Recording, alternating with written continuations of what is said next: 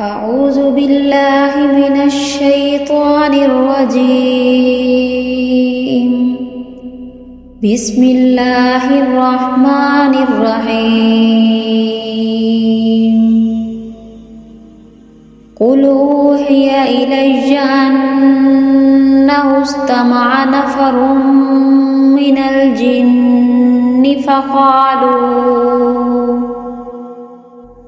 الجن فقالوا إنا سمعنا قرآنا عجبا يهدي إلى الرشد فآمنا به ولن نشرك بربنا أحدا وأنه تعالى جد ربنا ما اتخذ صاحبة ولا ولدا وأنه كان يقول سفيهنا على الله شططا وأنا ظننا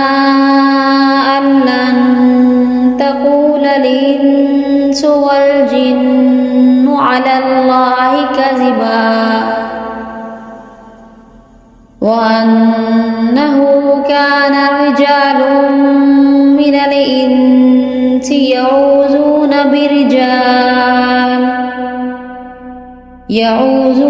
برجال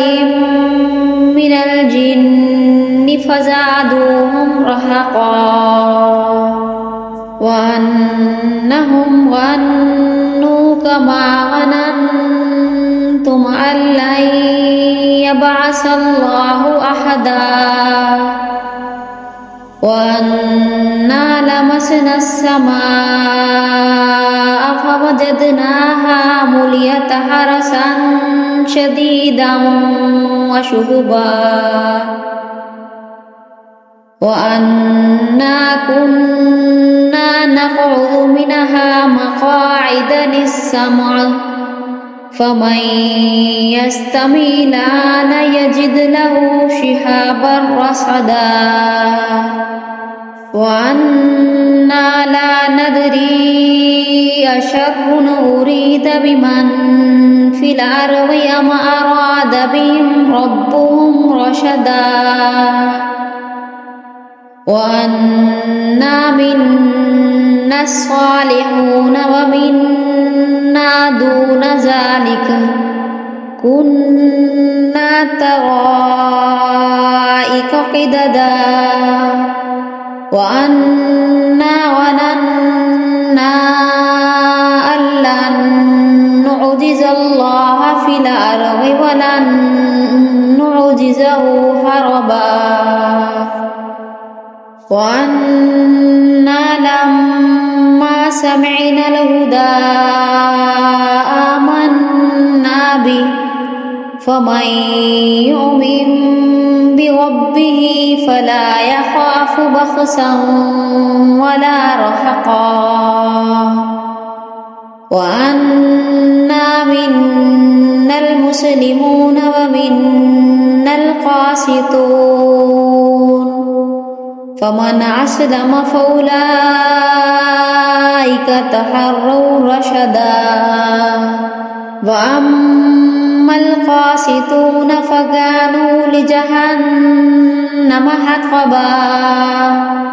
وأن لو استقاموا على الطريقة لأسقيناهم ماء غدقا لنفتنهم فيه ومن يعرض عن ذكر ربه يسلكه عذابا صعدا